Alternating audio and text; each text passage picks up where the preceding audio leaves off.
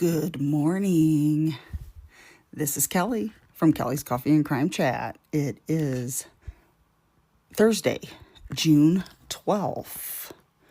Now, I am hoping to get this up early if my internet will cooperate for my Patreon and Spotify Premium subscribers, but it will drop tomorrow on the 13th, which is Friday the 13th.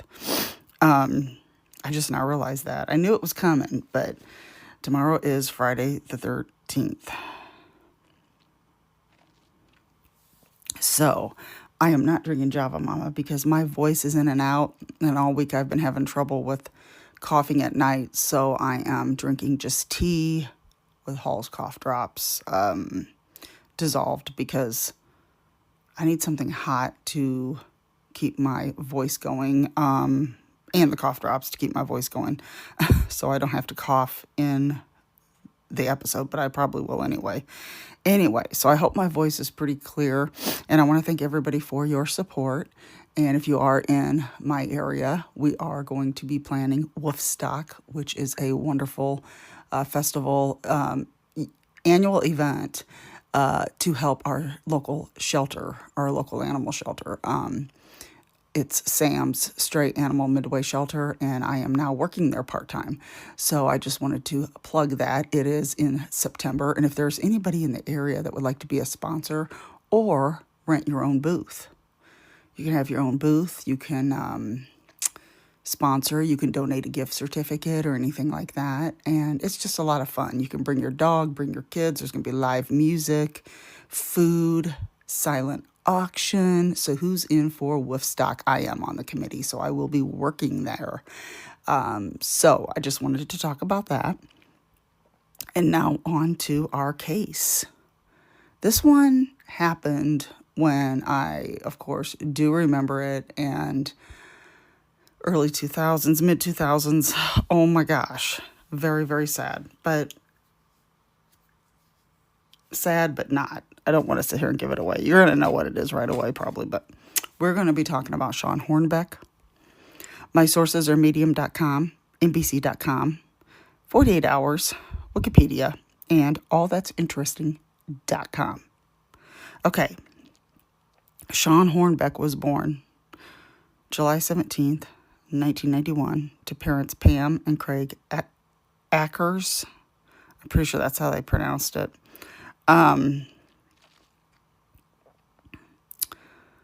Shawn went for a bike ride on Sunday, October 6th, 2002, near his home in Richwoods, Missouri. Now, Richwoods, Missouri, a small town, everything seemed safe. Shawn always went for bike rides. When he was 6 years old, he walked his mother down the aisle when she married Craig Ackers, and Craig was close to Shawn, like his real child. I mean, Shawn spent every day with him. When he was 11 years old, around 1 o'clock on October 6, 2002, he wanted to ride his bike to his friend's house, and he did this, like I said, many, many times. He gave his mom a hug and a kiss and went on his way. But he never made it home that day. Now, his parents knew he was afraid of the dark and that he would have been home, so they knew something was wrong. Hours later, deputies and volunteers were searching Richwoods, Missouri, and the surrounding communities, all in the wooded areas. They were searching everywhere. His mom just thought, well, maybe he's hurt. Maybe something happened, but they couldn't even find his bike. So, his bike didn't turn up. So then his mom was like, well, maybe he got into an accident with his bike and was hurt somewhere, His parents went to the media, and the news coverage went out, and days turned into weeks. Weeks turned into months. Months turned into years. And they ended up cashing in their 401k for the search for Shawn and spent their money on that. They feared the worst, and then, of course, the guilt. They felt so guilty for letting him go out on his bike that day, but that was normal. Why wouldn't you let your kid go ride his bike to his friend's house? After about a year, they really were afraid that he was deceased, but Pam found a safe place and hope in the song by the band Train, who I love. The song is called Calling All Angels. I love that song, and that song kept her going. It really kept her up, kept her hope up, and that is one thing right there about music that I love. It really lifts the soul, and just really, I just love music. Very inspiring to me. They started the Shawn Hornbeck Foundation, which was devoted to the search and rescue of abducted children, and it was a nonprofit charitable organization. Now, Shawn that day was on his bike, and he heard something in the rocks behind him. A truck pulled up by him as he went into the ditch, and I'm thinking that the truck ran him off, is what happened. A guy came up to him, tied his hands behind his back, and put him in the truck. So he was taken. Less than an hour away from his parents' home, Shawn was held captive. He feared for his life every day. After 4.5 years go by, Monday, January 8th, 2007, another boy had gone missing after getting off of his school bus in Beaufort, Missouri. 13-year-old Ben Ownby. Ben's neighbor Mitch saw him getting off the bus that day around 3:30, and then a truck that peeled out really fast. He knew something was wrong, and Ben's parents called police about 4 p.m. Mitch gave them a good description of the truck. It was a white truck with a camper top, knobs on the side, trailer hitch on the back, and there were some other small details. Police were skeptical because it was such a good, detailed description. And of all this description, the guy did not know the license plate, did not remember the license plate. Well, when a truck's peeling out that fast, you only have so much, you see what you see. You know, it depends on how you're looking at the truck, what angle you're at, and that's what he saw. Emo's Pizzeria owner, his name was Mike. No, there's two Mikes here. So I'm gonna say Mike, and then I'm gonna say Michael. The owner, Mike, had a manager. His manager was Michael Devlin. Now, Michael Devlin had a truck that looked like the details of what Mitch described. Devlin had went home sick that day, which is very unusual. His manager noticed that day that the truck had red road dust on it. And I'm talking about the day that Ben Ownby was taken. It had red dust on it, which, if Devlin went home sick, how did the truck get that red dust on it? Because it wasn't on there before he left. Now, this dust is something you'd pick up on a country road, not where the pizzeria was or where Michael Devlin lived in that area. It's something you would get out on a rural road. January 12th, 2007, the FBI went to Emo's to check out Michael Devlin's truck. He would not look up. As the agents came in, he said it was okay to search his truck and was put into the police car for an interview.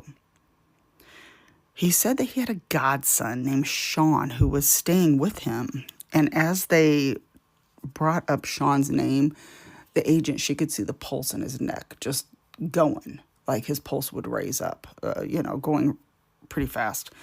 And she realized he was talking about Shawn Hornbeck. She told him they had evidence linking him to Ben Ownby's abduction, who had been gone for 4 days at this point. He'd been gone. And that was not true, by the way. But they said she told him that. And he then admitted that Shawn was Shawn Hornbeck. They went over to his apartment with police, and they went up to the front door and opened it. They saw a young guy and a young boy on a couch playing a video game. They were in shock. Ben ran up to them to kind of try to push back them to get out the door, but they held him there. And They were stunned as they asked Shawn what his last name was. It was Hornbeck. This was the boy who'd been missing for over 4 years. All the parents were called, and Shawn's parents about died crying as they were rushing to the police station. His parents were so happy when they saw their son after all these years. Ben's parents were as well. Very happy that their son was safe. And they just had a very nice long reunion, just hugging and crying. And oh my gosh, I can just imagine this. I mean, both boys had been sexually assaulted repeatedly. The monstrous abductor, child molester, rapist Michael Devlin was caught. Shawn told his parents what happened in time. He decided to tell them when he was ready. He was bound and gagged inside Devlin's apartment for the first month, tied to a futon. While Devlin was gone, he would tie him to this futon and put duct tape on his mouth, and was released when Devlin got home from the futon. On Halloween 2002, he took Shawn, and they both went out to a wooded or secluded area. They took him out of the truck, went to the back of the truck. He started strangling Shawn. Shawn begged him, please, he'd do anything as long as he could live. So, 11-year-old Shawn made a deal with the devil.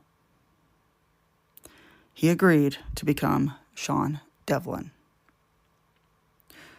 So he could go places on his own as long as he never said anything to anyone or tried to run away. So Shawn agreed, and he wanted to live and make it home someday. So he never said anything to anyone. He even made a friend with Tony Douglas, the neighbor of Michael Devlin.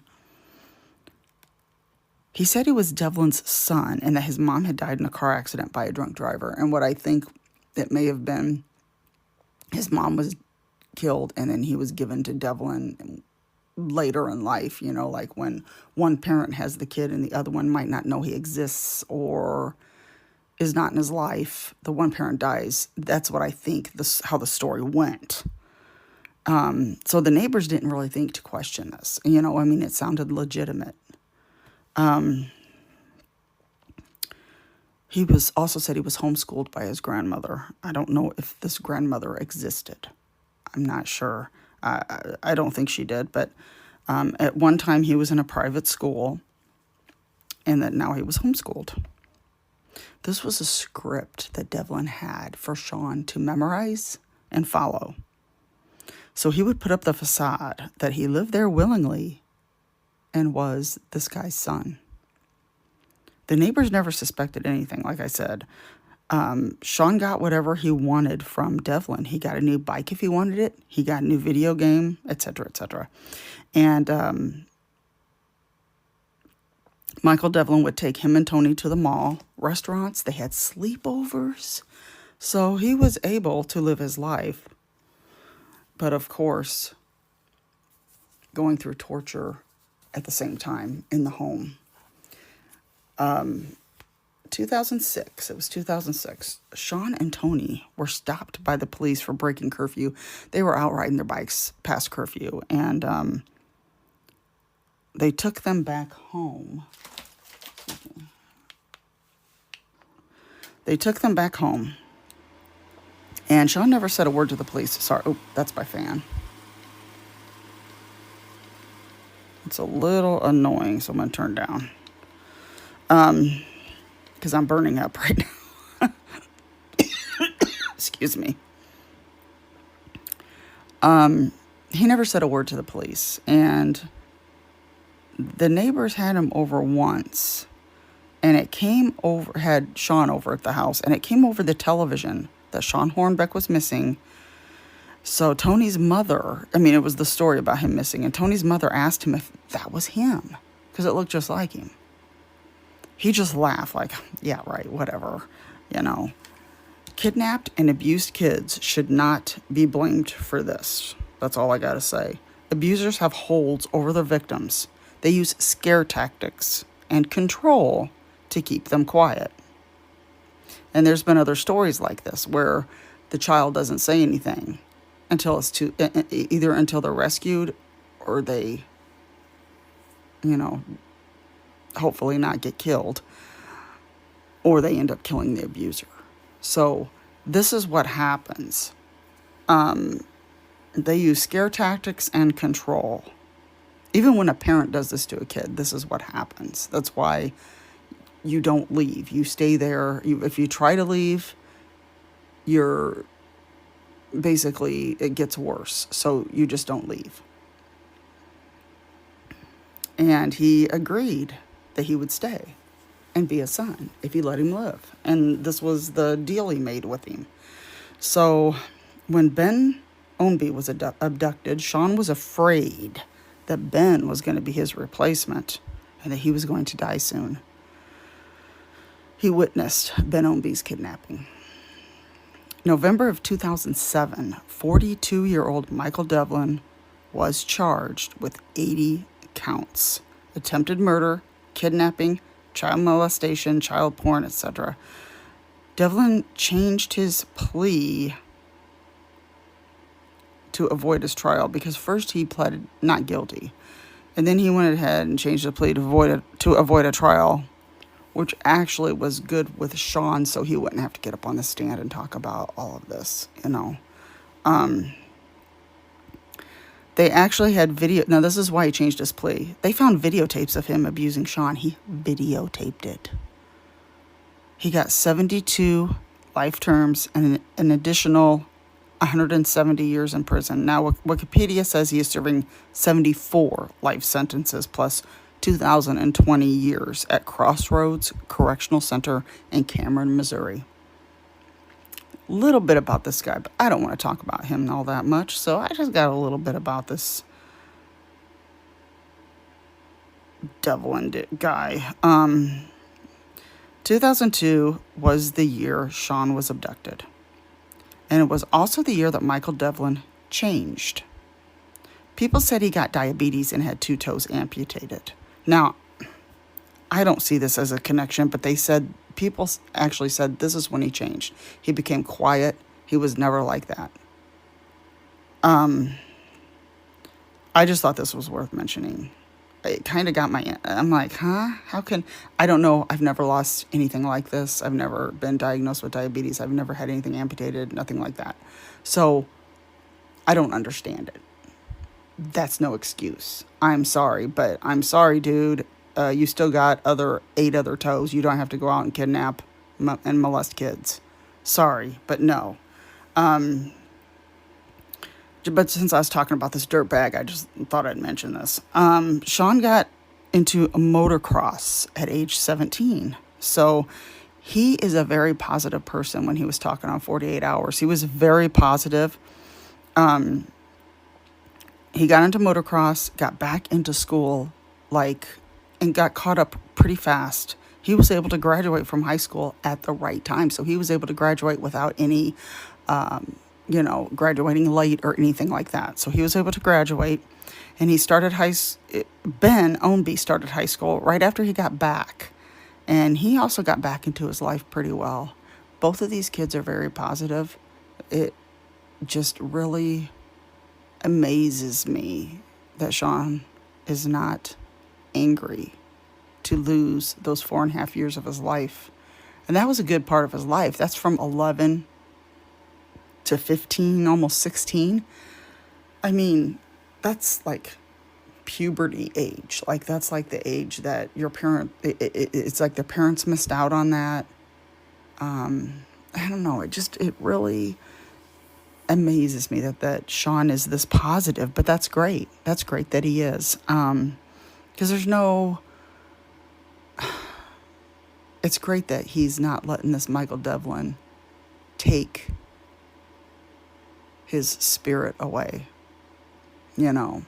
His positivity, his spirit for life. And that's wonderful. I think that's wonderful.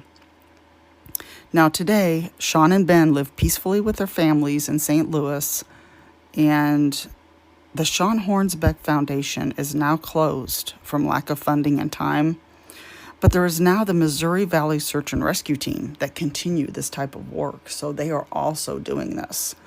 It was kind of sad to me when I read the end of this online that it was closed, because I was going to put it up, the link up as like if anybody wanted to go there or do a donation, but it is now closed. But the Missouri Valley Search and Rescue Team is the place who does this type of work, and that is wonderful. And it's just horrible that these kids get abducted, and that's why I just wanted to talk about it. So thanks again for following me, listening to the show. If you, I'm not a very popular podcast, which is fine. I just like to get these stories out. I never have ads. I just do a little plug every once in a while. But other than that, it's ad free. I do have a Patreon. It's $5. That's it. There's no higher tiers. $5 will get you to, I've had this Patreon for getting close to 2 years. And there's about 3 bonus episodes per month. So 2 years, 3 bonus episodes per month. You can do the math. I would, but I'm not good at math. So, but there's been a couple times where I've only had 2 episodes. And then sometimes if I have a month where I'm sick, like April, I had to go through carpal tunnel surgery, so I wasn't doing my notes or anything. And I gave a free month. I also sometimes do that in December for Christmas. I do things like that so people don't get billed for that month. But you can just pay the $5 and listen to everything within a month if you want to listen to my bonus episodes. So have a wonderful rest of your week and weekend, and I hope everybody stays safe. Just remember, be aware of your surroundings. And I'm trying to think if there's anything I want to follow up with as far as what I've... if anybody doesn't listen to the podcast, here's a good one. United States of Murder. Excellent. I'm really getting into this podcast. They have really good stories. Every episode, there's 2 stories. There's 2 hosts, and each one tells a different story in that state. Very interesting. I just listened to the Vermont one that they just did, and I had no idea about either of these cases. So they do cases that you regularly don't hear of. Sometimes they'll do cases that you do hear that are popular, but I try to stay like that on that wave of Midwest crimes that you don't hear of. But I will take any suggestions. You can email me, or if you're on my Instagram, you can message me there. I'm looking for any suggestions, and if there's any cases out there that need attention that are not in the Midwest, I will do those. So I will do any case that really needs attention. Unsolved cases, especially, and I feel so bad that Tammy Zwickie's mother had just passed away. That case, I did an episode on that case way back. It's in like the first 50 episodes. So if you listen to it, it's way back in the first 50 episodes. And that was in the early 90s. She was last seen when her car broke down. I think it was in Iowa. Yeah, it was in Iowa where her car broke down. And they still have not found who did this to this girl. Her mother never found out. So now both parents are deceased, which is very sad. So my heart goes out to the Zwicky family, and I hope someday that case will be solved, as well as other cases who are still unsolved. These victims who never got closure, and their family never got closure. So, I have not seen anything new lately on Netflix or anything like that. Peacock. I have been watching Poker Face. And another episode just dropped today. So I'll have to be checking that out. So other than that, I haven't really been watching anything new. But I love checking out new. I started on Netflix, the Tylenol murders, but then our internet messed up. We have had internet trouble, so that messed up, so I didn't go back to it. But I'm going to go back to that. I'm pretty much caught up on a lot of the new documentaries on Netflix that they have. So, for true crime. So that is all for today. Everybody have a wonderful rest of your week. Thank you for following the show. And if you have any suggestions, please reach out. And I will see you next time.